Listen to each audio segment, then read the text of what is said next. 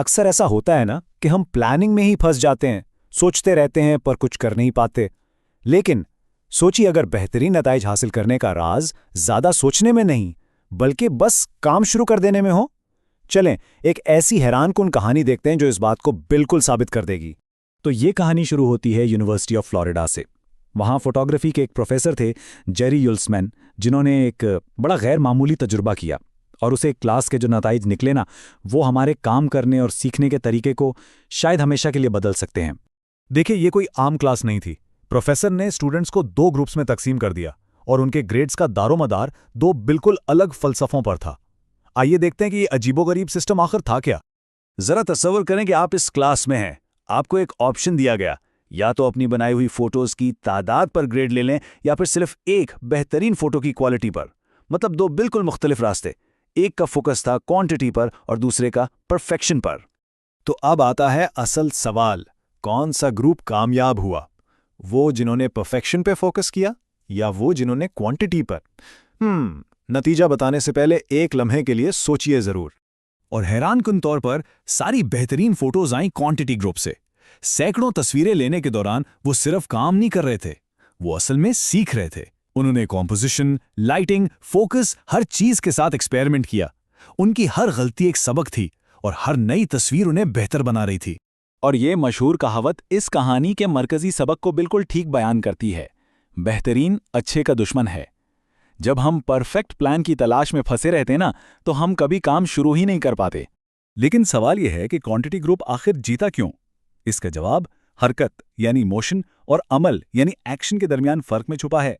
हरकत यानी मोशन असल में तैयारी का मरहला है, जैसे डाइट प्लान्स पर रिसर्च करना या आर्टिकल्स के लिए आइडियाज सोचना। ये जरूरी महसूस होता है और इससे मसरूफियत का एहसास भी मिलता है, लेकिन इससे कोई नतीजा नहीं निकलता। ये तरक्की का बस एक धोखा है। इसके बरक्स अमल यानी एक्शन ही असल काम है।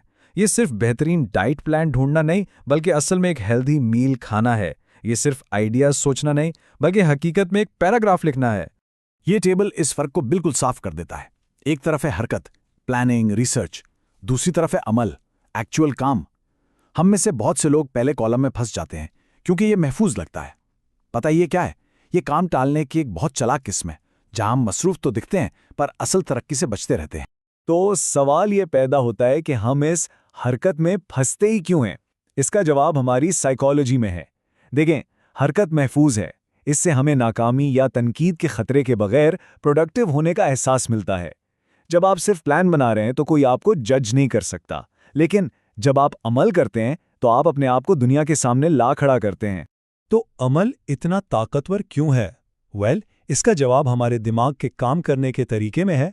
चलें देखते हैं कि रेपिटेशन यानी तिकरार हमारे दिमाग को जिस्मानी तौर पर कैसे बदलती है। ये मशहूर साइंटिफिक प्रिंसिपल कि जो न्यूरॉन्स एक साथ फायर होते हैं वो एक साथ जुड़ जाते हैं, इसकी बुनियाद है। इसे लॉन्ग टर्म पोटेंशिएशन कहते हैं। आसान लफ्जों में समझें तो जब भी आप किसी काम को दोहराते हैं, आपके दिमाग के सेल्स के दरमियान कनेक्शंस मजबूत होते जाते हैं और इससे क्या होता है, अगली बार वही काम करना और भी आसान हो जाता है। और ये सिर्फ कोई थियरी नहीं है, हम इसे असल दुनिया में देख सकते हैं। मिसाल के तौर पर मौजूकारों के दिमाग में, रियाजीदानों में, यहाँ तक के लंदन के टैक्सी ड्राइवरों के दिमाग में भी फिजिकल चेंजेस आती हैं जो उनकी मुसलसल प्रैक्टिस को जाहिर करती हैं। ये इस बात का ठोस सबूत है कि तकरार यानी रेपिटेशन वाकई हमारे दिमाग को नई शक्ल देती है। जब हम किसी काम को इतनी बार दोहराते हैं कि वो हमारी आदत बन जाती है, तो हम एक अहम मोड़ पर पहुंच जाते हैं। इसे कहते हैं ऑटोमेटिसिटी यानी खुदकारी। हर आदत इसी सफर से गुजरती है। जरा गाड़ी चलाना सीखने के बारे में सोचिए। शुरू में हर चीज, स्टीयरिंग, गियर्स, पेडल्स पर पूरी तवज्जो देनी पड़ती है। फिर यह आसान हो जाता है, लेकिन फिर भी फोकस की जरूरत होती है और आखिरकार आप बिना सोचे समझे गाड़ी चला रहे होते हैं। बस आपने आदत की लकीर को पार कर लिया होता है। तो इन सब बातों को जहन में रखते हुए आइए आदतों के बारे में सबसे बड़ी गलतफहमी को दूर करते हैं। ये वो सवाल है जो हर कोई पूछता है, एक नई आदत बनाने में कितना टाइम लगता है? 21 दिन? 1 महीना? लेकिन क्या हो अगर ये सवाल ही गलत हो? और यहां आकर सारी बात जुड़ जाती है। हम गलत सवाल पूछ रहे हैं। सवाल ये नहीं है कि कितना वक्त लगता है, असल सवाल ये है कितनी रेपिटेशंस लगती हैं। तो अहम नुक्ता ये है, 21 दिन, 30 दिन, 66 दिन, ये सब कोई जादुई नंबर्स नहीं है। आदतें टाइम की बुनियाद पर नहीं बनती, वो तिकरार यानी फ्रीक्वेंसी की बुनियाद पर बनती हैं। इससे फ़र्क नहीं पड़ता कि एक दीवार बनाने में कितने दिन लगते हैं, फ़र्क इस बात से पड़ता है कि आपने ईंटें कितनी लगाई हैं। और ये बात हमें वापस उसी फोटोग्राफी क्लास की कहानी पर ले आती है।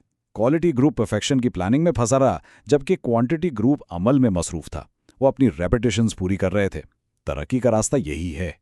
तो इस पूरी गुफ्तगू को समेटते हुए एक सवाल सोचने के लिए है, प्लानिंग को छोड़कर आज वो कौन सा एक छोटा कदम, एक छोटी सी रेपुटेशन है जो की जा सकती है? क्योंकि याद रखिए, तरक्की का सफ़र एक परफेक्ट प्लान से शुरू नहीं होता, बल्कि एक छोटे से अमल से शुरू होता है।